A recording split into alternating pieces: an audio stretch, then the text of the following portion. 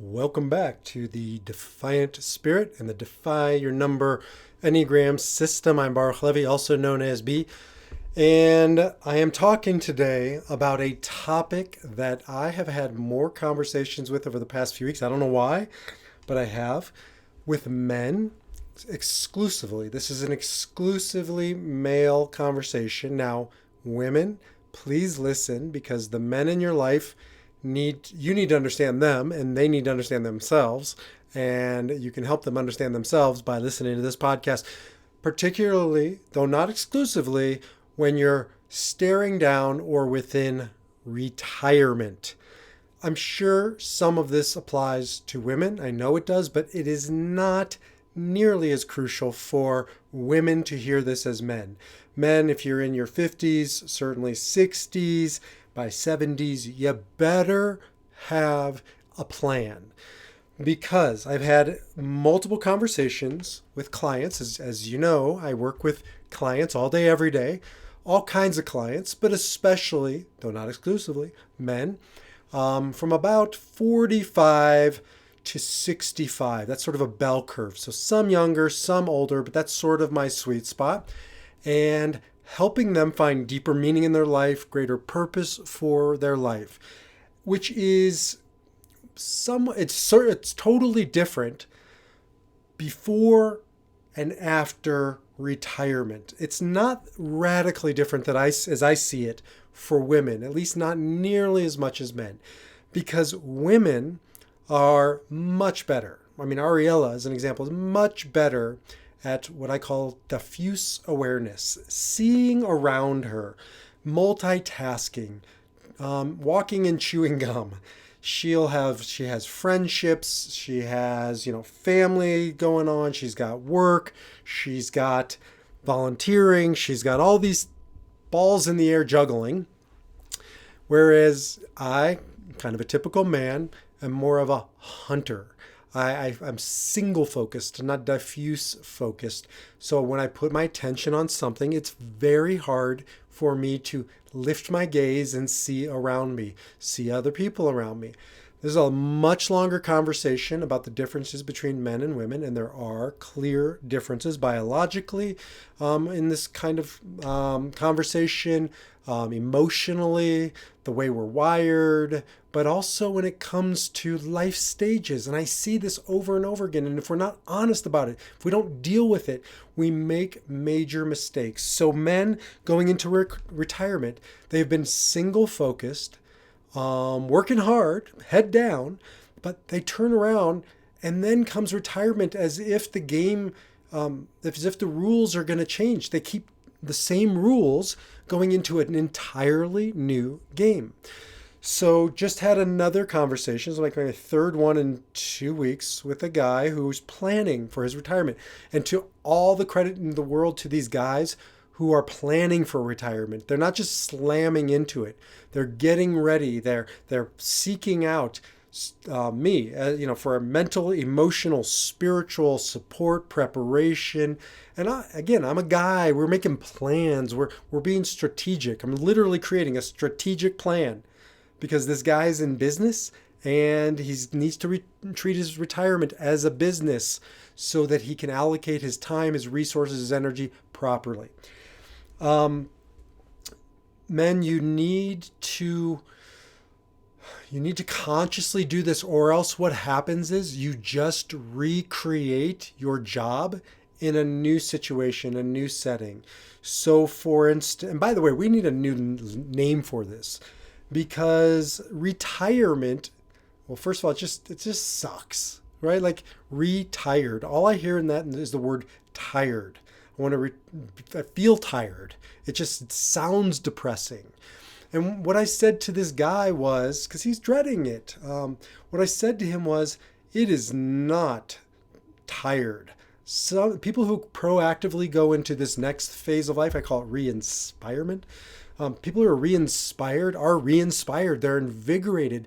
Now they just take the same amount of energy. The energy doesn't decrease. If it does, you know what we call that? Dying. Then that's all it is. It's just a dying process. You're waiting to die. You're filling your time. You're filling your days. As opposed to just redirecting my energy, repurposing my energy, becoming conscious, choosing my direction. Logotherapy 101, the power of choice. This is what I teach all day, every day, that you have the power to choose. And you can go into your retirement or you can go into it as reinspirement. And the difference is one is reactive, one just happens to you, where you're a victim of your circumstances and you don't know what to do, and your days just bleed into other days, and it just feels like you're useless and wasting away and irrelevant, as opposed to choosing your response, designing this next chapter of your life as the most productive, as the most purposeful. And that takes some intention, especially again for guys, because look, you didn't treat your business or whatever you're doing, from 20 till, let's say, 65. You didn't just do it by happenstance. Not if you're listening to a podcast like this, not if you're working with me. I mean, these people are successful. You're successful because you had a mission, probably a mission statement. You had a plan, maybe literally a strategic plan. You implemented it. You followed it. You saw it through. How would you expect this next chapter of your life just to happen and work out? It's not how you've lived your life. It's not how you should live your life in the next stage. You need to become conscious to choose your response. Okay, so what does that mean? Well, it means ahead of time, if possible, like anything else. Packing a parachute before you decide to jump, right, is always a good idea. Same is true in life. I don't understand why we wait till the shit hits the fan before we start dealing with things, which is often the case of how we approach most things. But that's not the best things. The best things in life are by design. They don't just happen. What did the Arabs say? Have faith in God and tie up your camels. So yeah, have faith in God. There's a part that you just have to let go, but then tie up your camels. Get ready. Do your part. So here's one. We'll have many conversations about reinspirement since I'm working with so many people to get ready or to be inspired in that afternoon, evening of life. But here's a great one. So guys need tangible, right? It's hard sometimes for them just to connect over the idea. This is what I don't call it. I think Parker Palmer, a well-known psychologist, calls it a third thing, or he got it from Emily Dickinson maybe. But I remember reading a book about it. But the third thing, guys need third things. So what is a third thing? A third thing is, well, a study was done, I remember reading a long time ago. When two women go out for coffee, they'll sit across from each other. When two women, in the old days wanted to connect, they would sit in a sewing circle. They would pick berries, around a bush and, be communicating the whole time. What the study showed was that women invariably sit across from each other, looking at each other. When men go out with other men, they tend to sit side by side, whether it's a bar, whether it's, or maybe not sitting, is standing, hunting, or golfing, or at a football game or something. They tend to be side by side, looking forward, facing forward, placing their attention on what? On a third thing. Golf, the booze, the whatever it is. I mean, the casino, playing blackjack. There's always a third thing. Now, it doesn't mean they don't connect. I hear guys talking about bonding on the golf course. And to a woman, that probably sounds almost ridiculous. But to the guys, there's a shot at having a deeper conversation, but it isn't looking at each other. It's looking at the ball. It's sitting side by side in the golf cart while talking about golf. But then that leads to something, and that leads to something else. And pretty soon they're talking about, their father's aging, or their spouse was just diagnosed with cancer. Now, sometimes they'll just ride in the golf cart and they won't say anything, which is where my work comes in, because, when I create third things for guys, we're talking about meaningful stuff. We're not just bullshitting. So a third thing that I have been using with guys, and it's very simple, may even seem simplistic, but it really has helped now the three guys that I've used it with. And I've showed it to you before, but I call it rocks in a jar. I actually don't call it that. I got props for you if you're looking on the video. If you're just listening, that's fine too. I'm just holding a jar with rocks, and each rock has a writing on it. Now I'll tell you why. I got this from a famous teaching. I'm sure you've heard it. If not, I'll just do a quick once over. College professor wants to teach his students, new freshmen, how to manage their time in college and in life. And he brings a jar and he brings a pile of rocks, a pile of pebbles, a pile of sand, and a pile of water. And he asks, how does all of this fit into the jar? And it just looks like a lot. I mean, nobody really gets how you're going to shove all that into one little jar.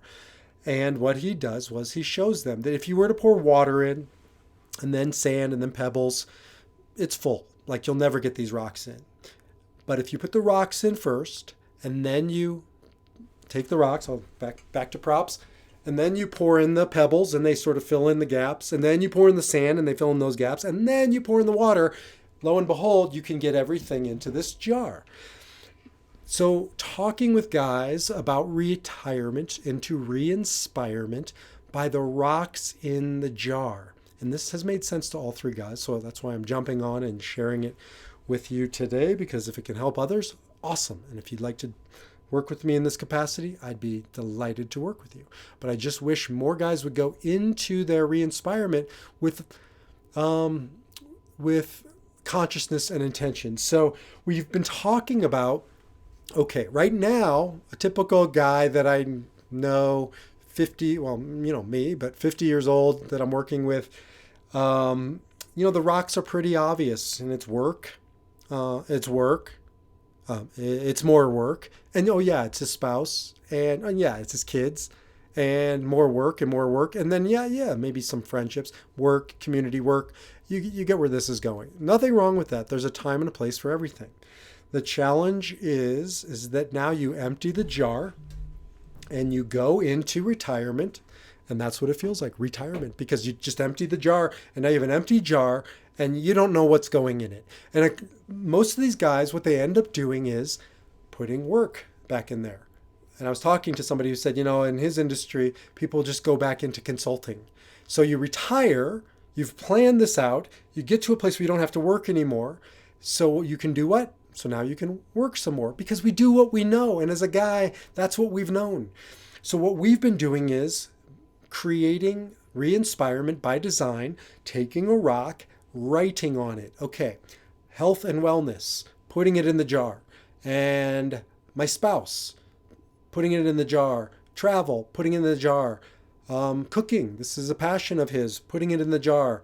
Grandkids, putting it in the jar. Volunteering at the YMCA, putting it in the jar, whatever it is. But pretty soon what he realized was his jar is full. He was considering, actually all three of these guys have said the same thing, that they'll probably dabble in consulting. I have nothing against it. I don't care. All I want is for the people that I guide to live a life by design, to choose their response and not to allow circumstances to dictate what they do and who they are. So by the time we got to the conversation with all three guys about the consulting, it's a pebble. It doesn't mean it's not important, and it doesn't mean it doesn't go in the jar. But you see, that consulting, which was a full-time gig before 65 or whatever that age was, that was a rock. So you can't treat that as a rock in this next phase, in re-inspirement, or something else is coming out of your jar. So in the re-inspirement phase, you've moved that into a pebble. And if it can fit, great. But it isn't a primary focus in that jar.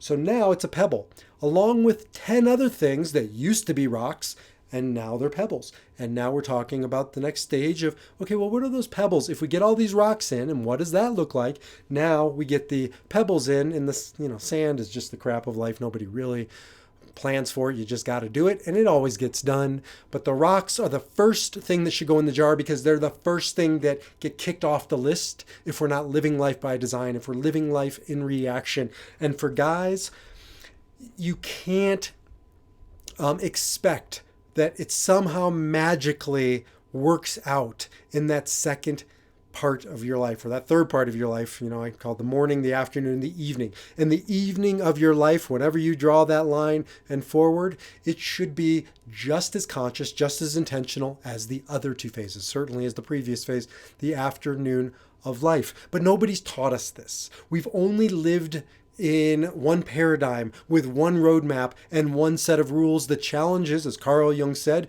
what works in the morning fails us in the afternoon and destroys us. I added this part, destroys us in the evening, because all you do is create the same jar and you put the same rocks and you neglect all those pebbles. The problem is your spouse isn't a pebble, and your kids aren't a pebble, and your hobbies aren't a pebble, and your friendships aren't a pebble, and your health and wellness isn't a pebble. It's never a pebble. But I understand, I have compassion, I'm with you, that there is a certain period of time where it's naive to say that they are in the center of the jar. Life is complicated, but there comes a point, and you'll decide when that point in, when they must shift into the rocks, the other things must shift into the pebbles. And to do that, you need new language, you need new tools, you need new rules, and that's what this is all about. So consider this one more set of tools, one more set of rules, a third thing to place your attention. And if you engage me, we'll continue this conversation. Life by design, or as my friend Dr. Elise Cortez says, and you should listen to her podcast, work on purpose, or life on purpose. Sorry, Elise, I just forgot, but an amazing podcast, an amazing woman. And this is an amazing idea, right? Life by design, life on purpose, retirement to reinspirement. We're going to talk about it again because it's an important conversation to have. And it's just a little nugget or rock, as the case may be, for you to take along your way. Until the next time, defy your number, live your spirit. Check out the other podcasts. Shoot me an email, be@defiantspirit.org. Talk to you or see you then.